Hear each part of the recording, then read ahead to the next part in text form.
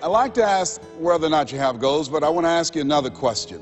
How many of you know that if you had your life to live over again, you could do more than what you've done thus far? Raise your hands, please. Now, that proves the point that what we do and what we accomplish in life is only a tip of the iceberg of what's possible for us. So I want you to think about some goals that you'd like to achieve, and I'd like for you to, let's say, break them up in 3 categories. Number 1, I want you to think about some personal goal you'd like to achieve. And I'd like for you to think about some career goal, some business goal that you'd like to achieve. And I want you to think about some social contribution, some impact you'd like to make with your life. It was Horace Mann who said, we should be ashamed to die until we've made some major contribution to humankind. I believe we live in the greatest country in the world that gives us an opportunity to leave our mark, to make a statement with our lives. And as you think about these goals, whatever those goals are, I want you to dramatically increase those goals. And I want to warn you, I don't want you to think about how you're going to do it. How is none of your business. The most important thing is just to increase those goals dramatically. I've found that most people fail in life, not because they aim too high and miss. Most people fail in life because they aim too low and hit. And many don't aim at all. So raise the bar on yourself and don't ask how you're going to do it. I'll never forget when I decided that I wanted to become a motivational speaker. I saw the late Dr. Norman Vincent Peale, and my heart said, I can do that. But my mind asked the question, how? And for over 14 years, I would go see Zig Ziglar and Dr. Norman Vincent Peale and Jim Rohn and different speakers, and I would be in the audience, and my heart would pounce and say, you can do that, Les. And then when I would leave, I would be going to the parking lot, and my mind said, how are you going to do it? And I spent so many years trying to figure out how. I wasted 14 years. How many of you ever procrastinated? Raise your hands, please. Yeah, see, so as you begin to think about your goals, the most important thing is, and write this down, commit yourself. See, once you commit yourself, the how will come, the way will come. Once you commit yourself, you will then figure it out. And if you're going in the wrong direction, all you have to do is turn around and go in the other direction. You will figure it out. You want to begin to just challenge yourself. You want to stretch yourself because you really don't know what you can't do. I'll never forget the first day that I met Mr. Washington. I was born in a poor section of Miami, Florida called Liberty City. I was born in an abandoned building on a floor with a twin brother. And when we were 6 weeks of age, we were adopted. And when I was in the 5th grade, I was identified as EMR, labeled educable, mentally retarded, put back from the 5th grade to the 4th grade. And I failed again when I was in the 8th grade. I don't have any college education, but because of my mother, and I feel like Abraham Lincoln, who said, all that I am and all that I ever hope to be, I owe to my mother. I saw a sign once that said that God took me from my biological mother's womb and placed me in the heart of my adopted mother. So my first major goal was to buy my mother a home, to take care of my mother. And I did that, took care of her until she passed at 88. But I'll never forget when I met Mr. Washington. I was in a class waiting on another student, and he came in and he said, young man, go to the board and work this problem out for us. I said, oh, sir, I can't do that. He said, why? I said, I'm not one of your students. He said, look at me. I said, yes, sir. Go to the board and work the problem out anyhow. I said, sir, I can't do what you're asking me to do. He said, why? Sir, because I'm educable, mentally retarded, sir. And as the students erupted in laughter, he came from behind his desk, he looked at me and he said, don't you ever say that again. Someone's opinion of you does not have to become your reality. And that was a turning point in my life. On one hand, I was humiliated. But on the other hand, I was liberated. Because he looked at me with the eyes of Goethe, who said, look at a man the way that he is. He only becomes worse. But look at him as if he were what he could be. Then he becomes what he should be. And so Mr. Washington, he challenged me. And I want to challenge you right now about raising your goals. And I want you to shake someone's hand on your right and left, look them in the eyes and say, stretch yourself. Yeah, see, I think that you really have to stretch yourself to discover your stuff. I think that we have to really begin to experiment with life. And I said that you have something special. I didn't say that just to be kind of courteous. You do. See, I think that there are not many people that come to seminars or workshops or will watch a program of this nature. Why?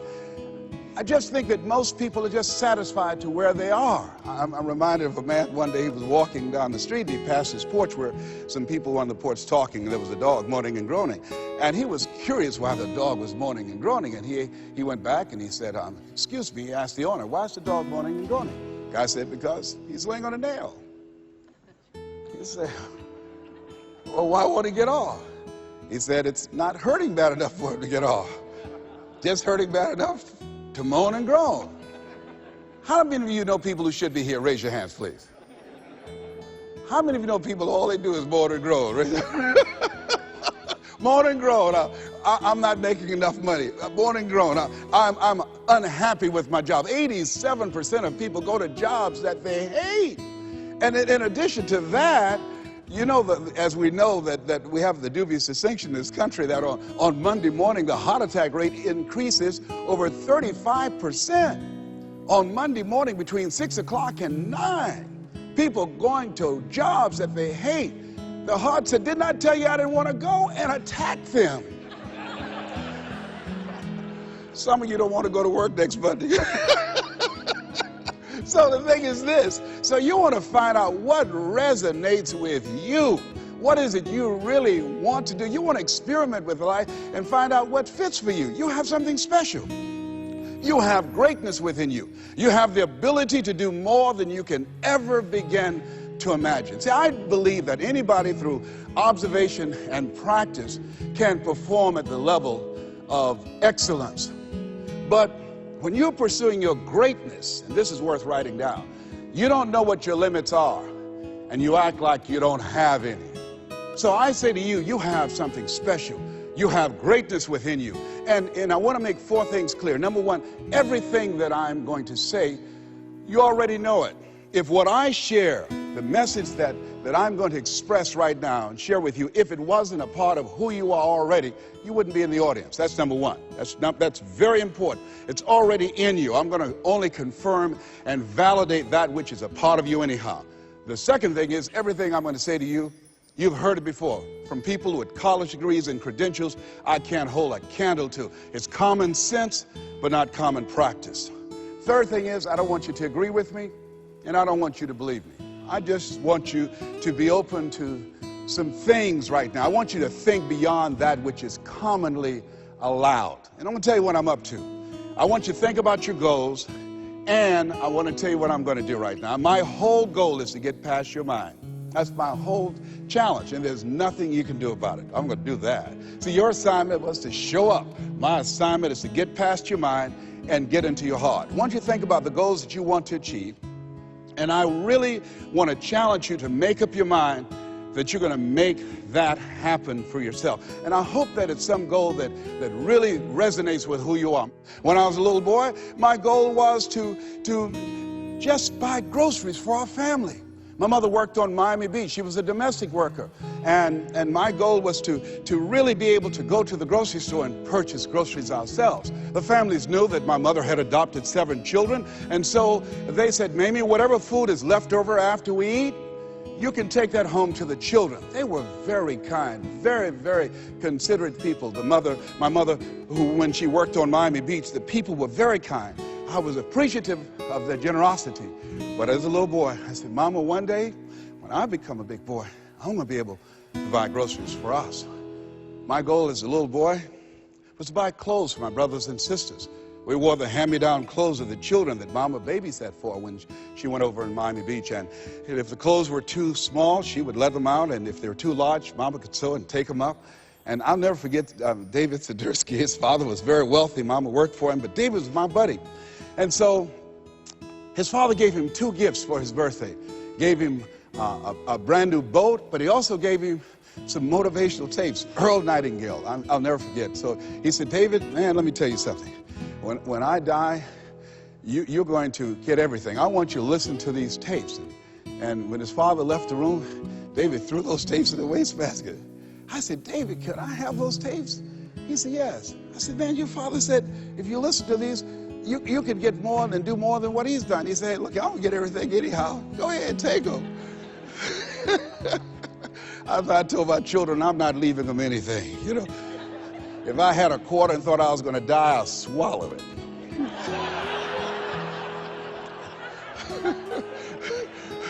Write this down. It's not what you leave for your children, it's what you leave in them. Not what you leave for them, what you leave in them. No, absolutely not. I'll tell you something else happened. I'll never forget. Mama came home one day and said, Leslie, David sent you a new pair of shoes his father got for him. I said, oh, Mama, thank you so much. I can't wear David's shoes. I said, why? Well, you tell my buddy that, you know, I wear size 9.5. He wears size 9. She said, boy, shut up, sit down, and put those shoes on.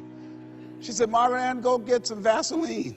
And she came in there, and my sister started rubbing the Vaseline on my feet. And she said, run some water in the bathtub. And she said, now go in there and put your feet in those shoes and don't mash the heel down. I said, Mama, shut up, boy, don't mash the heel down. And then she had me to get in the bathtub. I said, Mama, these shoes hurt. She said, get in there and walk around in the water. And I'm walking around the bathtub. Then she tried to distract me. I knew what she was doing. How'd you do at school today? I did good. Did you get in any fights? No, ma'am. You know you fought somebody. Well, I only hit 3 people today. and then after a while, she said, how you doing? I said, well, they hurt. Do they hurt as bad as they were before? No, ma'am, they feel a little bit better. Keep on walking, keep on walking. And then after a while, when the leather soaked up the water, the leather began to stretch to a perfect 9.5. You think Fortune 500 companies started talking about doing more with less? My mother's been doing that for a long time. It's amazing what you can do. But who would have thought, anybody looking in on this kid and these 7 children, who would have thought? And I look at you, I say, you have greatness within you. You have the ability to do more than you can ever begin to imagine. No one could have convinced me that I would be doing what I'm doing right now. You know, the easiest thing I do every year is go into a sales organization and dramatically increase their sales, or go into a prison and enable prisoners to see themselves differently and teach them the methods and techniques of how to plug into the system, or motivate young people to begin to see how they can have a vision of themselves in the future and fit. That's the easiest thing I do, or train a speaker to help them to leverage their experience as a speaker and say, look, speaking is a projection of who you are, not who you think you ought to be, and come with power from a platform. That's the easiest thing I've ever done. Let me share with you the most difficult thing I've ever done. The most difficult thing I've ever done was to believe that I can do what I'm now doing. No one could have convinced me, just given my circumstances. I earn millions of dollars every year. No one could have convinced me. If both my parents came up here right now, I would not know either one. No one could have convinced me, being labeled educable, mental retarded, born in an abandoned building on the floor in Liberty City, poor section of Miami, Florida, failing twice in school, no college training, never worked for a major corporation. I did not know I can do what I'm doing right now. I'll never forget Mike Williams, my mentor. I think a lot of people fail in life because of the fact that they need some mentoring, they need some coaching. Repeat out to me, please. You need some coaching. Yeah, see, you can't see the picture when you're in the frame. I remember Mike saying, Les, you can do this. Mike, how, man? Wait a minute, Mike. How much am I going to be able to charge, Mike? Les, you could start out at $1,000 an hour. Mike, I don't make that working for 2 weeks. Come on, Mike. Man, I appreciate your belief in me, Mike. Look, Mike, I work for the Miami Sanitation Department, man. I've been a garbage collector.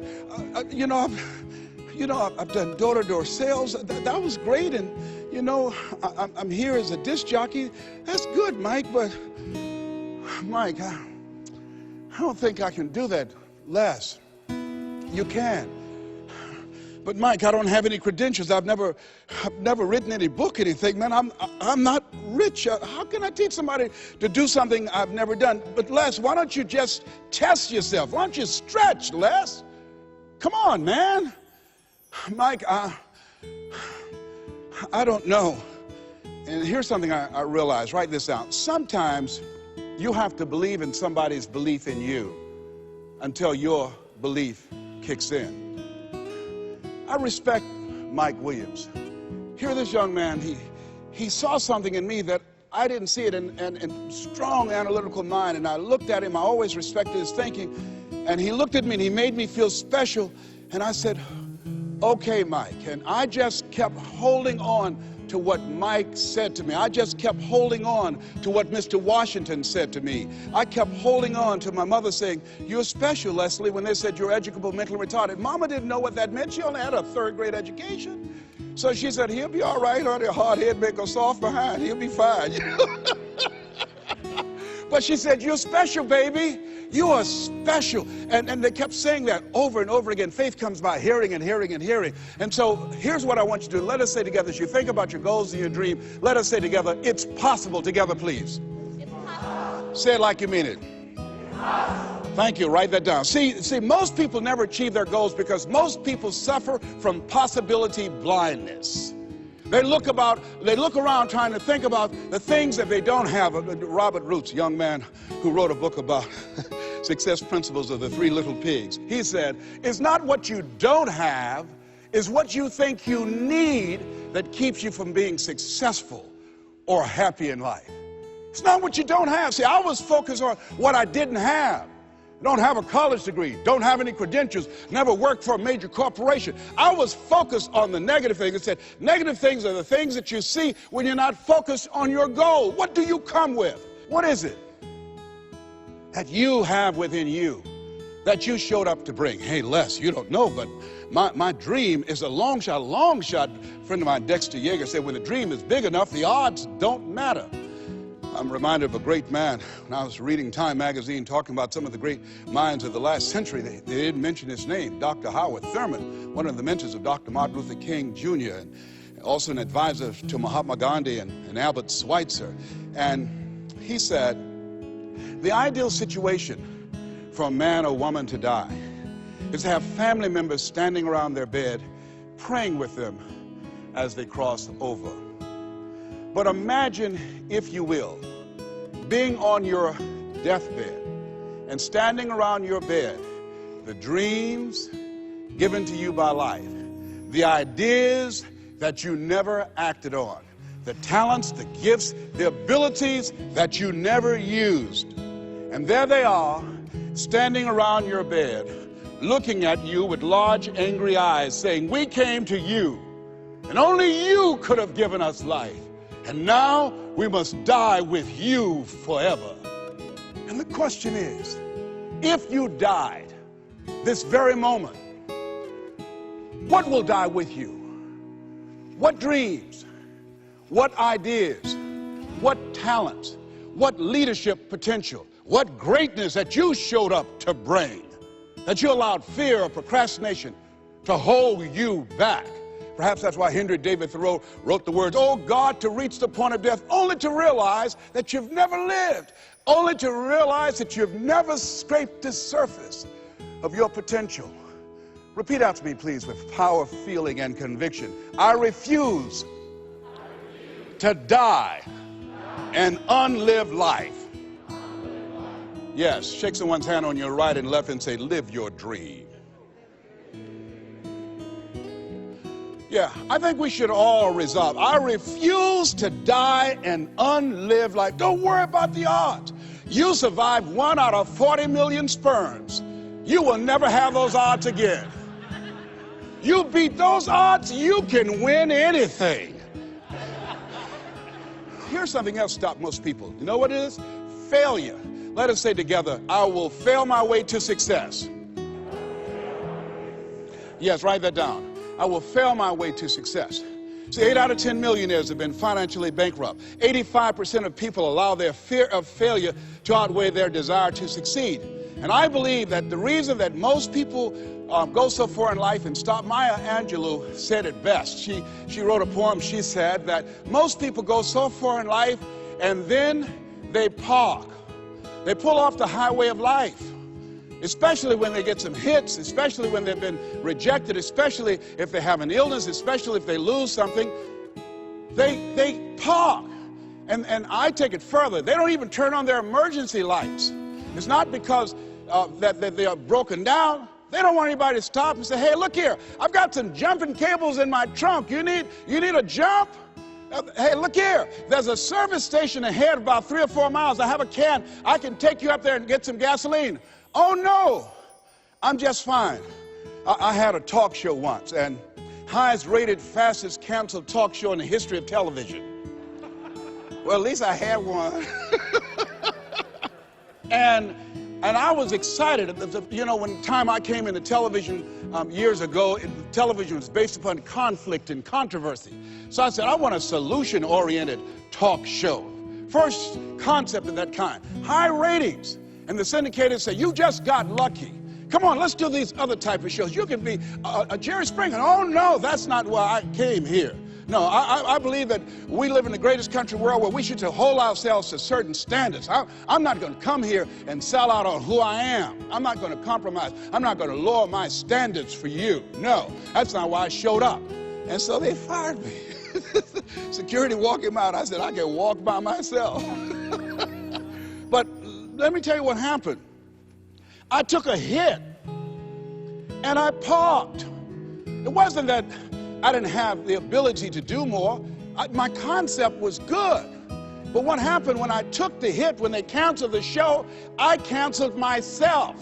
When they said the show is going to be taken off television, it won't work, I told myself, Les, you can't succeed in television.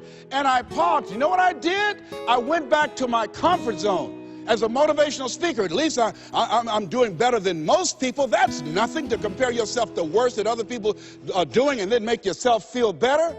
No, I parked. I didn't have my emergency lights on. I didn't want to show up on the radar. I parked. You know how long I parked? I parked for 10 years. Do you hear me? Now, unlike Regis Philbin, when his shows were canceled, he kept going, he kept going, he kept going, and he got other shows. I bet you somebody gave him a push. Somebody said, hey, you need a lift? I didn't even make that an option for me. I got off the highway, I went back to my comfort zone, and I parked. The show failed, and I identified myself as a failure. And guess something happened. One day, just flipping the channels, looking at PBS, and saw Wayne Dyer, my friend Wayne Dyer. And I said, wait, we're both in our 60s. Wayne is still doing it. Wow, the little hair he has, it's gray, he's still there. I said, hey, I've got some more stuff in me. I've got another PBS special in me. I've got some other ideas. You know, Oprah and Phil, they're doing my stuff. Maybe I need to come back out here. And I went back and started calling PBS and different people. They said, Les, what happened to you? I said, well, I didn't know whether or not anybody would be interested in me because the show was canceled. No, you had some good ideas. And when they said, yeah, we would love to do a show with you, I said, you would? They said, yes. And when I went into the studio, and people that worked with 10 years ago, they were still there. And I said, guys, you know, do you guys still have it? They said, we have it. Do you have it? I said, I think so. And I did the show, and I wasn't as good as I was 10 years ago because I was off the highway. I'd gotten off the highway of life. I'd been parked for so long. It's taking me some time to get my strength back, to find my power, to get my confidence back. But at least I'm back out there in the game, determined to dry empty.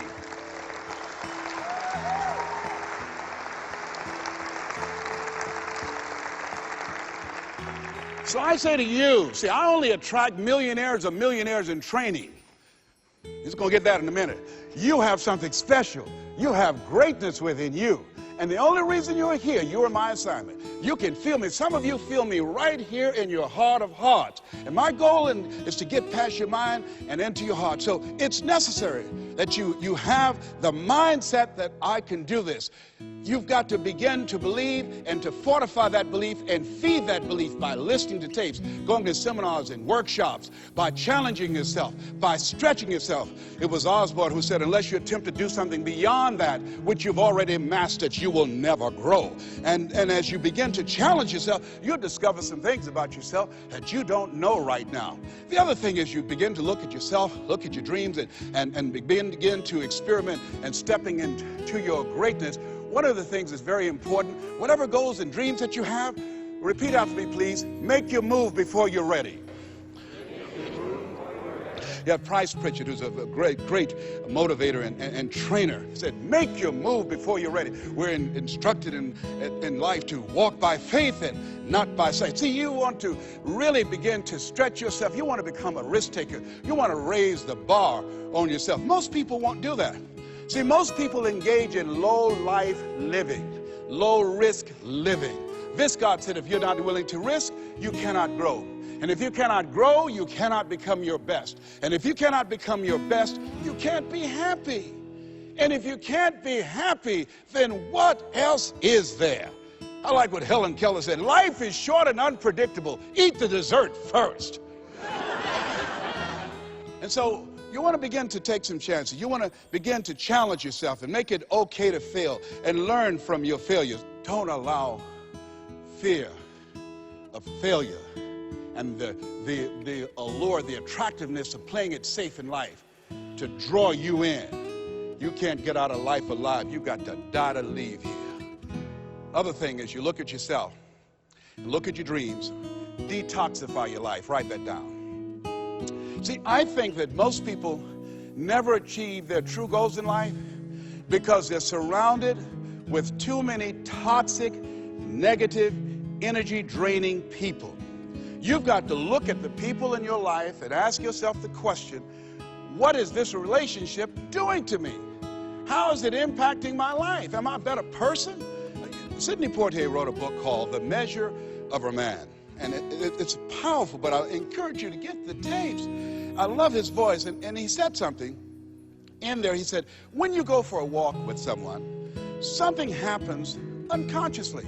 It's not spoken. Either you adjust to their pace or they adjust to your pace. Whose pace have you adjusted to? See, you want to surround yourself. My daughter, Ona Brown, who's a speaker and coach, she says, call forth your team, but make sure these are people that you can learn from. I'll never forget, I'm on a special board with a Bishop T.D. Jakes, and we went into a board meeting. He looked at everybody before opening the meeting. He said, as soon as I know as much as you do, you're fired. And with that, the meeting is now open. Everybody continued to learn on that board. Trust me on that. A friend of mine did his Kimbrough motivational speaker out of Atlanta. He said, if you're the smartest one in your group, you need to get a new group. So as you look at yourself and look into the future, call forth your team. George Fraser says your network determines your net worth. Who do you allow to be in your ear? What kind of relationships are you developing? Are they an asset to you or they are a liability? Do they elevate your spirits or do they tear you down? We get two types of people, nourishing people and toxic people. Nourishing people, they bring the best out of you. They encourage you, they inspire you, they hold you accountable. Toxic people, they are critical people, always telling you what you can't do. They're always measuring your possibilities based upon their failures. My mother said, never let anybody tell you what you can't do, son, especially if they haven't done it. They don't know what's possible for you. So as you begin to look at yourself, begin to identify the relationships that you communicate with most and say, hey, is this relationship helpful to me? And then think about some people that you need to bring into your life that you can learn from, that you can grow from. I joined the National Speakers Association when I decided that I wanted to speak. I wanted to be around the people that were doing what I wanted to do. I'll never forget when I saw Dr. Norman Vincent Peale. He said, you have something special. You have greatness within you. And you can do more than you can ever begin to imagine. And here I am. And the audience said, oh my goodness. I'd read The Power of Positive Thinking 17 times. My hero. And I saw him backstage and I said, Dr. Peale, hi, my name is Les Brown. I've listened to your tapes and I've read your books. They gave them to us in special education, sir. And one day I would love to be on stage with you. And he looked at me and said, it's possible, young man. It's possible. But this man, when he spoke, he gave me goose pimples. Deep baritone voice, spoke from his diaphragm. You have something special. You have greatness within you. He override the inner conversations in my mind. I'll never forget a gentleman What a brilliant man, a Harvard graduate, Dr. Carter G. Woodson. He said, if you can determine what a man shall think, you never have to concern yourself with what he will do. If you can make a man feel inferior, you never have to compel him to seek an inferior status, for he will seek it himself. And if you can make a man feel justly an outcast, never have to order him to go to the back door. He'll go without being told. And if there's no door, his very nature will demand one. See, we live in a world where we're told more about our limitations rather than our potential. How many of you have ever been told that you couldn't do something? Raise your hands, please. You know, MIT did a study that if I say to you, you can't do that, that 16 people have to come along and say, you can do that, you can do that, you can do that, to neutralize that, and the 17th statement that you hear, you can do it, will be the one that will finally stick. So you have to watch who's speaking into you. You've got to begin to monitor your mind.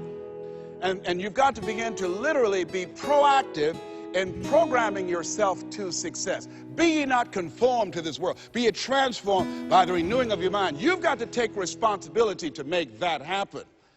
And as you begin to do that, you'll begin to see some incredible changes in your life. I understand now when Earl Nightingale said, all of us are self-made, but only the successful will admit it. As you begin to look at your dreams and look at your goals, write this down. Make know you're a vitamin. See, most people stop short of their dreams and park and get off the highway of life because of the rejections of life. You will always be rejected. It's no big deal. Jack Canfield said rejection is a myth. It's not like when somebody says no and then they slap you. No, it's just, you know, to me, make know you're a vitamin. Get excited about the no. Why? Because every time someone says no, that brings you another step to a yes. You're getting closer. Trust me, you will win if you don't quit. You will win if you don't quit. Even a broke clock is right twice a day. The other thing is, as you look at yourself and look at your goals and look at your dreams, assess yourself. What are your strengths? What are your weaknesses? What do you bring to the table? When I looked at becoming a motivational speaker, I looked at all the speakers and I noticed that they were pretty much scripted. So I said, what is it that can make me stand out? I don't have any college education. I don't have any credentials. I never worked for a major corporation. What is it I can do to offset my weaknesses? And then something said, well, Les, and this is very important, Mr. Washington, Mr. Brown, yes, sir, what do you want to do with your life? I want to become successful. Good. He said, you must be willing to do the things today others won't do in order to have the things tomorrow others won't have. That's why you said you have something special. See, very few people go to seminars and workshops. They'll go to a concert, but showing up to get something that can expand their minds and help them to begin to see their lives differently, to give them a larger vision of themselves, they'll be too busy. Or they say, well, how much does it cost? Well, information costs, but it pays for itself. Here's the other thing is, ladies and gentlemen, let's say it's me. Yeah, see, it's possible you can live your dream. It's necessary that you have the mindset that I'm going to do this. But you've got to take ownership. You've got to decide, hey, I'm going to do this. You've got to take responsibility for your life. George Bernard Shaw said the people that make it in this life, they look around for the circumstances that they want, and if they can't find them, they create them. You've got to decide, it's me. You've got to say, and say this with conviction, I expect to win. Yes, I think it's important that we say that. You know, if you ask most people, do you want to become successful? They will say yes. Took my oldest son for a walk, my namesake. You know, we always expect our children to do far more than what we do. I said, Calvin, he wants his own identity. He's Leslie Calvin Brown, Jr. I stopped him, looked him in the eyes. I said, do you want to be successful, son? He said, yes, sir, Dad. Very good. Let's walk, son. Walk further. Stopped him again. I said, Calvin, look me in the eyes, son. Yes, sir, Dad. Do you expect to be successful, son? And he stood there and he looked at me and his eyes got glassy. And he said, let's walk. And the reason that he said, let's walk, because my son is very bright. Of all my children, he's perhaps the smartest one. But Calvin now, over 30, Calvin now, a single parent of 2 daughters, good father. Calvin, now at this stage of his life, he's behind on his dreams. A lot of talent, a lot of abilities. Very conservative. One of those people, great mind, but just hasn't developed that, things that we want our kids to have, that I want it. Calvin, you got to kick it up a notch, son. You never thought you'd be in your 30s. You got to kick it up a notch. You got to increase your energy in order to live your dreams. You can't be casual about your dreams. Bill Bailey said, if you're casual about your dream, you'll end up a casualty.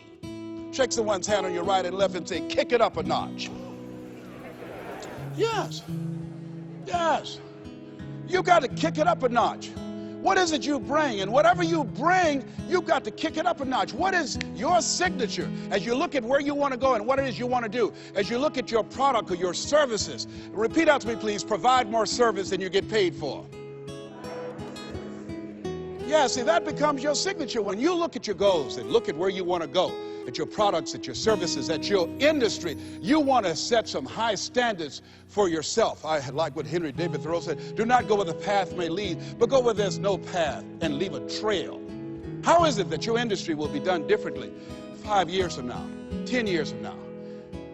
What is your reputation in your industry? When you come into a room and you leave, what's the scuttlebutt about you? Do people say, hey, that's a go-to person. That's a person, if you ask them to do that job, you're talking about the job being done. It will be done extremely well.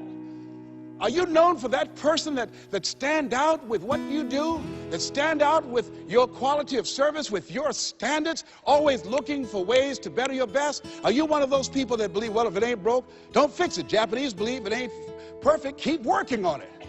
Are you willing to keep working on it? Are you willing to realize that you have not done your best stuff yet, that you can better your best? You've got to take responsibility for that. And now let's go to the next level. Not only is it possible that you can live your dream, is it necessary that you call forth your team and surround yourself with people that you can learn from and grow from, that you must work on yourself and monitor yourself and train yourself, that you've got to begin to take total responsibility for the outcomes that you want to produce in your life. But let us say together with power and conviction, it's hard. Yes, ladies and gentlemen, living a dream, changing your life, it's hard. It's hard when you lose all your money, when you've given it the best that you have, when you have some major setback. It's hard. When a doctor looked at me and said the 3 horrible words no one wants to hear, you have cancer. It was hard to mobilize my mind and spirit, to listen to tapes and music and read scripture and be around other people and seeking out other prostate cancer conquerors to believe that I could do this. It was hard. Never forget, my son said, Daddy, are you going to die? Why are you asking me that? You're not going out much. You're not the bubbly personality that I know you to be. You're not talking much. You're spending a lot of time in the room by yourself, Dad. Are you going to surrender? Are you giving up? Are you going to let that doctor's opinion become your reality? Will my daddy see me graduate? Yes, son, yes. I'm going to fight. No, I don't think it's my time yet. I'm going to see you graduate, but more than that, I've got some other things that I'm going to do with my life. And I thank you for asking me that. But I must tell you that I'm scared. I'm scared. And I've never been in this situation before. It's been easy for me to talk to people and encourage people when they've had challenges in their lives.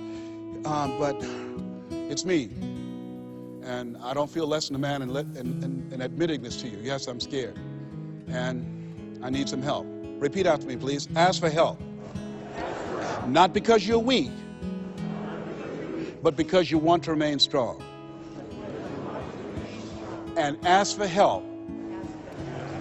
And don't stop until you get it. Yes, see, life is hard. And there are some moments in life when you're going to need some help. You're going to need somebody to speak to you. You're going to need somebody to say something to you. I have a friend of mine, Willie Jolly, who's a motivational speaker. He said a setback is a setup for a comeback. I had to listen to Willie's tapes. I have another friend, Kevin Brace, who's a speaker. He said, Les, come on, man, you can do this. You can make this happen. You can hit a home run. It's a done deal. You are Les Brown. That cancer's got to get out of your body. I said, talk to me, Kevin. Talk to me. That's what I need to hear. I needed to hear those words. I don't care who you are. Many people won't allow themselves to ask for help because of pride. Pride cometh before a fall. Because of ego. Ego means edging God out. No, ask for help. Not because you're weak, but because you want to remain strong. And ask for help and don't stop until you get it. I'm here because a lot of people helped me. I'm here because a lot of people believed in me at a time when I was struggling to believe in myself. The other thing is, let us say together, it's worth it. Yeah, see, I think, and write this down, you got to find 5 reasons that will make it worth it for you. 5 reasons. What will make it worth it for you? Mine was, I want to take care of my mother. Mine was, I want to do something with my life. What will make it worth it for you? Mine is, I want to leave a legacy. Mine is, I refuse to die an unlived life. What will make it worth it for you? Repeat after me, please. You got to be hungry